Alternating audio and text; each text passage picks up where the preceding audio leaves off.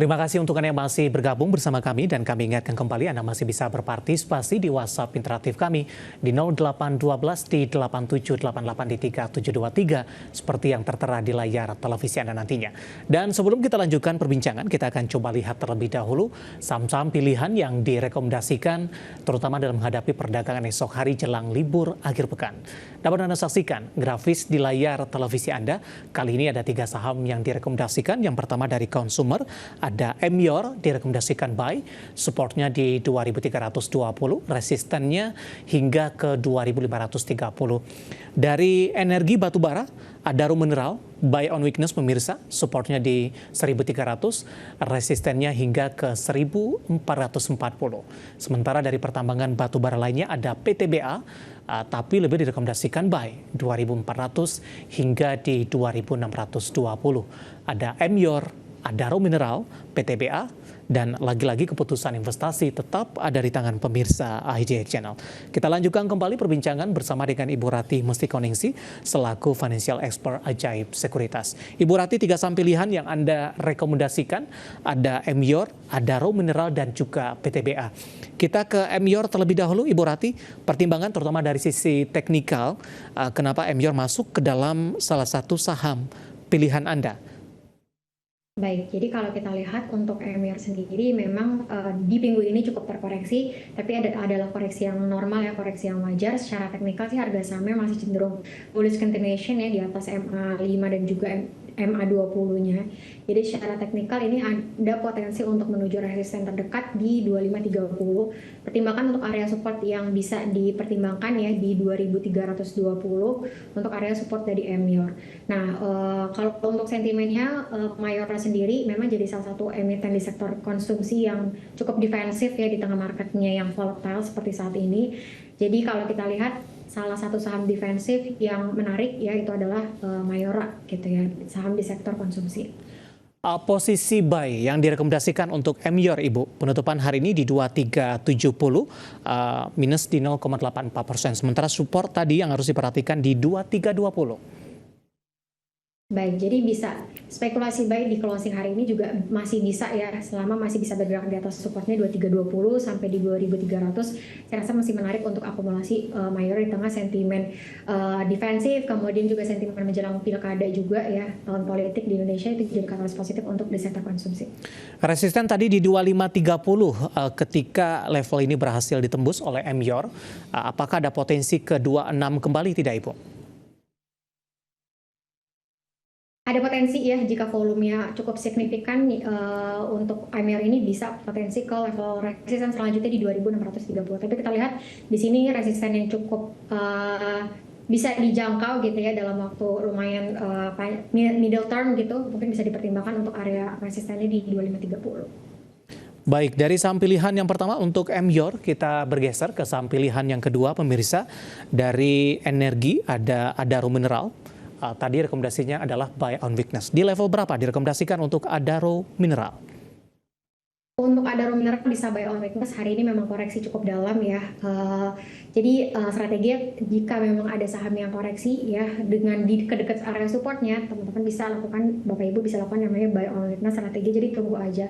Untuk area buy-nya bisa di area 1310 ya untuk area buy-nya ya closingnya sih 13.15 ya, jadi bisa pertimbangkan di 13.10 selama masih bisa bergerak di 1.300. Saya rasa masih menarik untuk ADMR ya, buy on weakness, buy on support.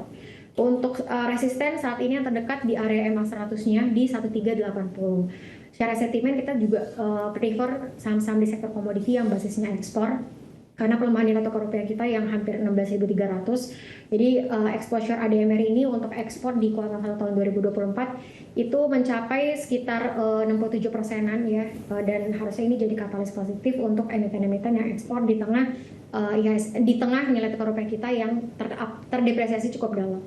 Intraday hari ini sempat ke 1.400, Ibu Rati. Tadi resisten terdekat Anda di 1380 untuk Adaro Mineral. Ya, untuk resisten terdekat ya di 1380, resisten setelah bisa break di 1380 ada potensi untuk ke resisten kedua di 1440. Itu untuk ADMR berbentuk triple bottom. Baik, dari Adaro Mineral kita bergeser ke saham pilihan selanjutnya pemirsa. Masih dari batubara ada PTBA. Tapi untuk PTBA lebih direkomendasikan buy. Seberapa optimis Anda untuk PTBA? Rekomendasinya buy. Dan memang di sejauh ini PTBA sepanjang perdagangan hari ini di tengah volatilitas pergerakan di harga saham gabungan lebih cenderung mengalami penguatan.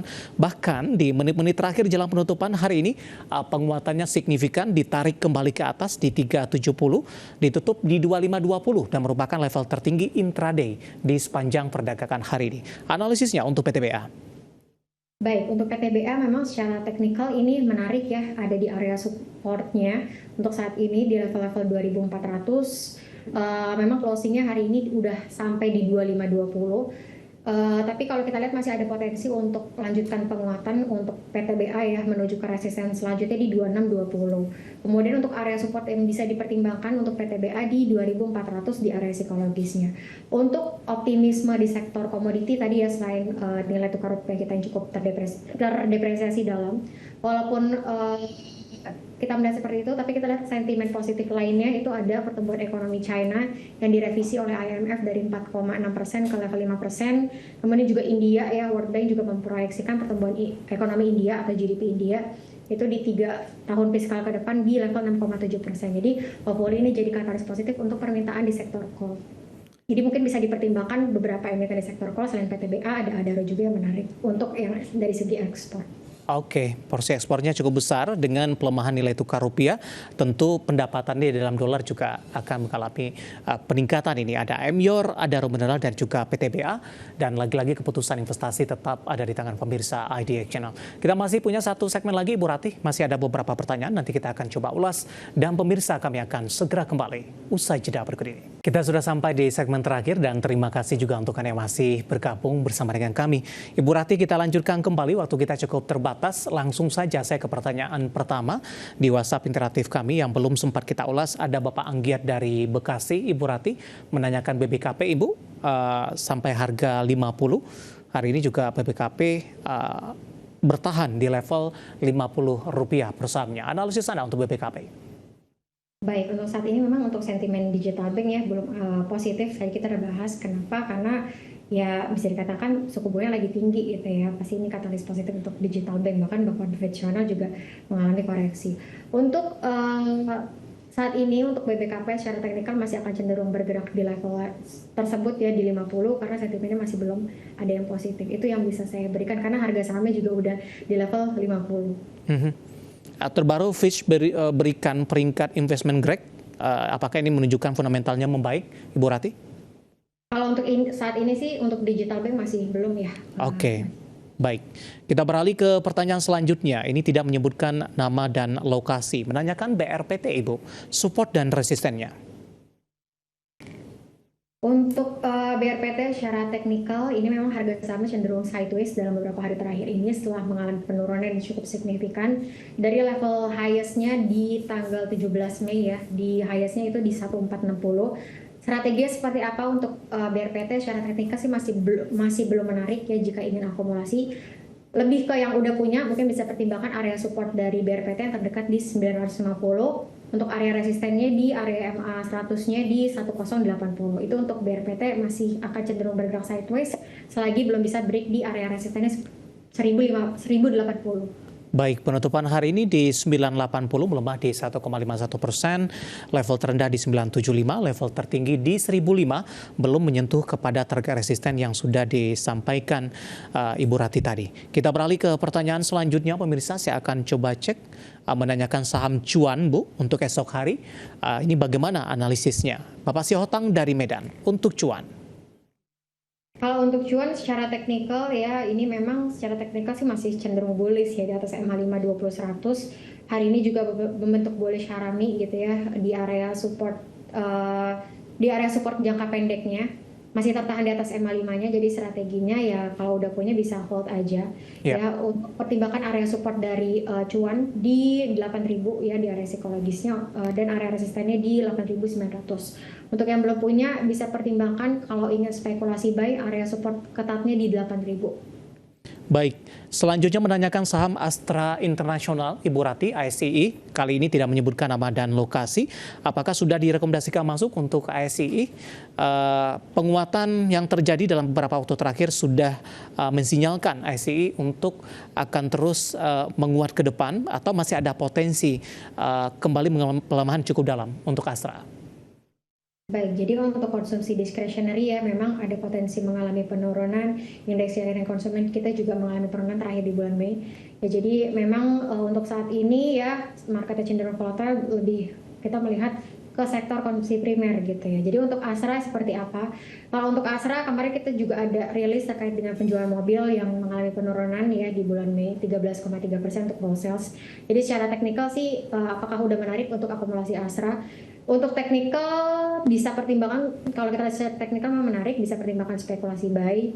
Area resisten terdekat di 4.560, area support terdekat di 4.340 sampai di area 4.300. Kemarin membentuk Morningstar, ada potensi mengalami penguatan, tapi dalam jangka pendek bisa taking profit dulu aja di 4.600. Buyback kembali di level berapa?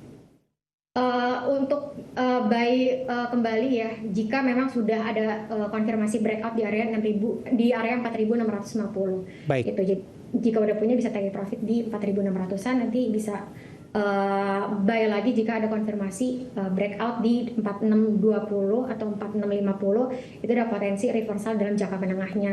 Oke. Ini masih jangka pendek. Baik, baru saja masuk pertanyaan di WhatsApp interaktif kami menanyakan ACES, Ibu. Tidak menyebutkan nama dan lokasi, beli di 830.